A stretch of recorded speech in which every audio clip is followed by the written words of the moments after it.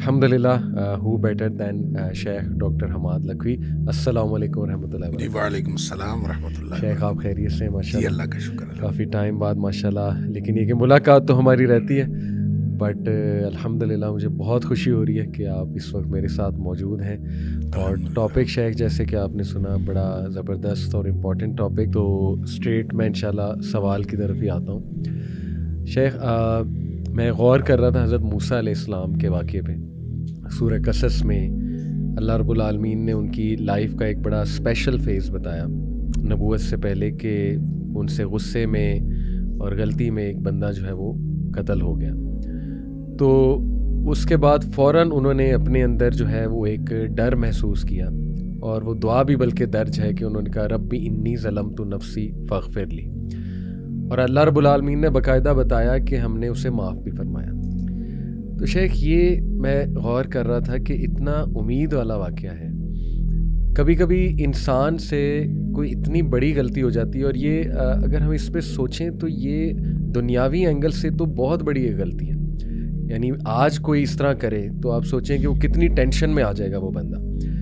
تو کبھی کبھی انسان سے کچھ ایسی کوتاہی کوئی غلطی ہو جاتی ہے کہ وہ بھی سوچ میں پڑ جاتا ہے میں نے کیا کیا, یہ مجھ سے کیا ہوا, اور پھر وہ اوور تھنکنگ کرتا ہے, پھر بہت زیادہ کوستا ہے اپنے آپ کو, ریگریٹ میں جاتا ہے بہت زیادہ انسان. تو شیخ اس واقعے کو سامنے رکھتے ہوئے, ہیومن نفسیات کو سامنے رکھتے ہوئے کہ واقعی انسان سے گناہ ہو جاتے ہیں, غلطی میں کوتاہی میں کچھ ایسا ہو جاتا ہے جو بہت کوئی بڑی چیز ہوتی ہے, پھر وہ اللہ سے معافی مانگتا ہے, اللہ معاف بھی کرتا ہے. تو یہیں سے میں سٹارٹ کرنے ہوں گا کہ موسیٰ علیہ السلام کے واقعے سے کیا کیا ہمیں سبق جو ہے نا وہ ملتے ہیں. بسم اللہ الرحمن الرحیم. دیکھیں, گناہ کرنا اور گناہ ہو جانا اس میں فرق ہے. صحیح. تو موسیٰ علیہ السلام نے گناہ کیا نہیں تھا. بالکل صحیح, بالکل صحیح. وہ ان سے ہو گیا تھا, اس لیے کہ ان کی نیت تو ہرگز اس کو مارنے کی نہیں تھی. بالکل صحیح. اور دوسری بات یہ ہے کہ جو آلہ قتل تھا وہ بھی مارنے والا تو تھا ہی نہیں. صحیح صحیح. تو آپ نے تو ایک مکہ مارا تھا اور مکے سے وہ مر گیا. بالکل ٹھیک.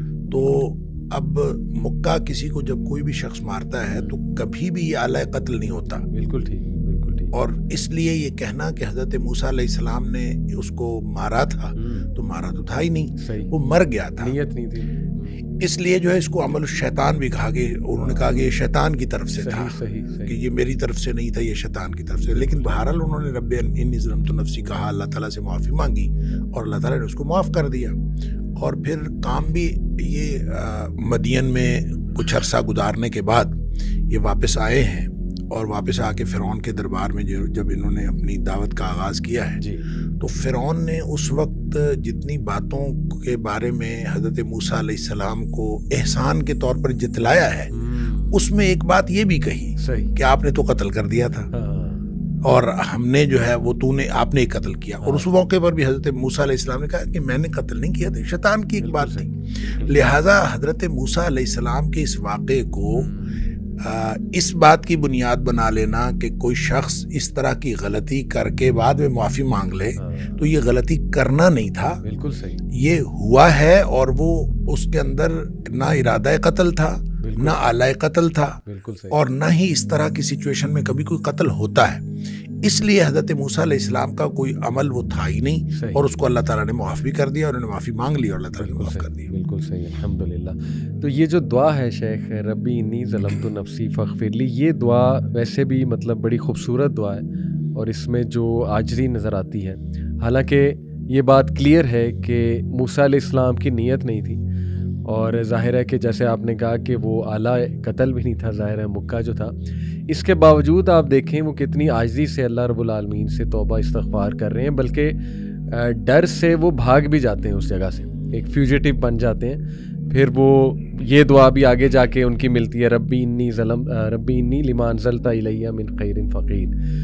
تو یہ شیخ ایک عام بندے کو دیکھیں, چلیں ہم نے یہ تو سیکھ لیا اس واقعے سے کہ ان کی نیت نہیں تھی, اور ظاہر ہے یہی ہمارا عقیدہ ہے, آپ نے بالکل درستگی بھی کی عقیدے کی. لیکن ایک عام بندہ جو ہے وہ ظاہر ہے اس سے گناہ ہو بھی جاتا ہے, نیتاً بھی ہو جاتا ہے, اور ویسے کبھی کبھی یہ کہ انسان چاہ نہیں رہا ہوتا لیکن گناہ ہو جاتا ہے اس سے. تو اس کو کیا اللہ رب العالمین کے ہاں کس طرح سے توبہ استغفار جو ہے وہ کرنی چاہیے؟ دیکھیں آپ نے بڑا ایک نا دھیما سا فکرہ بولا، نیتن بھی ہو جاتا ہے جی، حالانکہ نیتن نہیں ہوتا. گناہ جو ہے دیکھیں کل بنی آدم خطاء، صحیح، اگرچہ نبی پاک صلی اللہ علیہ وسلم نے فرمایا ہر آدم کا بیٹا خطا کار ہے، صحیح، ہر انسان سے خطا ہو جاتی ہے. بالکل ٹھیک. وخیر الخطائین التوابون، بہترین خطا کار وہ ہیں جو واپس آ جاتے ہیں. اللہ، اب مسئلہ یہ ہے کہ ہو جاتا ہے اور کر لیا جاتا ہے، اس میں فرق ہے. صحیح، نیتن جو شخص کرے گا وہ تو کرے گا، صحیح، وہ پہلے نیت کرے گا صحیح، اور پھر وہ کرے گا. بالکل ٹھیک. لہٰذا گناہ کرنے والے اور گناہ جن سے ہو جاتا ہے ان دونوں میں فرق ہے. ٹھیک. دیکھیں جو شخص گناہ کرتا ہے، اللہ تعالیٰ نے سورہ نساء کے اندر بھی اس کی وضاحت فرمائی ہے، فرق بتایا کہ کچھ لوگ ایسے ہیں کہ جن سے گناہ ہوتا ہے ثم یتوبون من قریب، وہ فوراً توبہ کرتے ہیں. اللہ. اچھا، ایک یہ ہے کہ وہ گناہ کیے جاتے ہیں کہ جب موت قریب آ جاتی ہے پھر وہ کہتے ہیں کہ اب میں توبہ کرتا ہوں. ان کی توبہ اللہ قبول نہیں کرتا. اب ان دونوں میں فرق ہے. فرق وہ نیت سے کرنے کا اور ہو جانے کا ہے. اچھا، جو شخص نیت سے گناہ کرتا ہے میں ان کو کہا کرتا ہوں کہ یہ سیانے گناہ گار ہیں، یعنی سوچ سمجھ کر گناہ کرتے ہیں. صحیح. اور سوچ سمجھ کر گناہ کرتا ہے انسان اس وقت کرتا ہے جب انسان اپنے آپ کو معاشرے کے ساتھ کمپیئر کرتا ہے اور انسان کہتا ہے کہ معاشرے میں اتنے گناہ ہو رہے ہیں، صحیح، تو یہ میں ایک چھوٹا سا گناہ کر لوں گا تو کیا فرق پڑتا ہے. جب آدمی یہ سوچ کے گناہ کرتا ہے، حالانکہ ایک تو انسان کی استطاعت کا کسی دوسرے کی انسان کی استطاعت کے ساتھ کمپیریزن ہے ہی نہیں. بالکل ٹھیک. لا یکلف اللہ نفسا الا وسعها جو ہے ہر شخص کا امتحان اس کی استطاعت کے مطابق. صحیح. لہذا ہو سکتا ہے کہ کوئی دوسرا کوئی بڑا گناہ کر کے بھی بخشا جائے اور آپ کو چھوٹا سا گناہ پکڑوا دے، یہ ہو سکتا ہے. لہذا آپ کسی کے ساتھ کمپیریزن نہیں کر سکتے. آپ کی استطاعت، آپ کی صلاحیت وہ الگ ہے، دوسرے کی استطاعت اور صلاحیت الگ ہے. اس کا امتحان اس کی استطاعت کے مطابق، آپ کا امتحان آپ کی استطاعت. لہذا اس کی کمپیریزن آپ کر نہیں سکتے. لیکن جو گناہ کرتے ہیں وہ عام طور پہ اس کو بنیاد بناتے ہیں، لوگ اتنے بڑے بڑے گناہ کر رہے ہیں، ہم اتنا چھوٹا سا کر لیں. یہ جب سوچ سمجھ کے کرتے ہیں تو اس کانسیپٹ سے توبہ کی عام طور پہ توفیق نہیں ملتی. اس کی وجہ یہ ہے کہ آدمی نے سوچ سمجھ کے کیا ہوتا ہے کہ کوئی حرج نہیں ہے کہ میں کر لوں گا تو کیا حرج ہے. اس کو پھر توبہ کی طرف بالعموم اس کا دھیان توجہ ہی نہیں جاتی، کیونکہ اس نے سوچ کے کیا ہوتا ہے کیا حرج ہے. بالکل. دوسرے گناہ گار وہ ہیں جن سے ہو جاتا ہے، وہ اس نے یہ طے کیا ہوتا ہے کہ یا اللہ میں نے کوئی گناہ نہیں کرنا. اللہ کے ساتھ نیتن اس نے یہ بات طے کی ہوتی ہے کہ میں نے کوئی گناہ نہیں کرنا. بالکل ٹھیک. گناہ اس سے بھی ہو جاتا ہے. صحیح بات. کیونکہ کلو بنی آدم خطاء، یعنی ایسا تو ہو نہیں سکتا کہ اس سے گناہ کیوں ہوتا ہے؟ دو وجوہات کی بنیاد پر ہوتا ہے، یا جذبات کی مغلوبیت کی وجہ سے یا حالات کی مغلوبیت کی وجہ سے. صحیح. یعنی وہ اس کے حالات ایسے ہوتے ہیں کہ جو اس کو گناہ کی طرف لے جاتے ہیں، یا پھر اس کے جذبات، بعض اوقات انسان اپنے جذبات سے مغلوب ہو جاتا ہے اور انسان چل پڑتا ہے گناہ کی طرف، شہوات سے یا جذبات سے. اچھا، اب جب وہ مغلوب ہوا اور مغلوب ہو سے حالات کی وجہ سے کوئی کیفیت ایسی بن گئی کہ وہ گناہ میں وہ انوالو ہو گیا. صحیح. یا پھر جذبات ایسے اس کے اوپر حاوی ہوئے کہ وہ گناہ میں انوالو ہو گیا. اس کا نتیجہ یہ ہوتا ہے کہ جو ہی حالات تبدیل ہوئے یا جو ہی جذبات ٹھنڈے پڑے، صحیح چونکہ اس نے طے یہ کیا ہوتا ہے کہ میں نے زندگی میں کوئی گناہ نہیں کرنا، تو اب جو ہی حالات بدلیں گے، جس حالات کی مغلوبیت کی وجہ سے اسے گناہ ہوا ہے، تو فوراً اس کو یہ خیال آئے گا کہ یا اللہ میں نے تو یہ گناہ نہیں کرنا تھا، یہ مجھ سے کیا ہو گیا.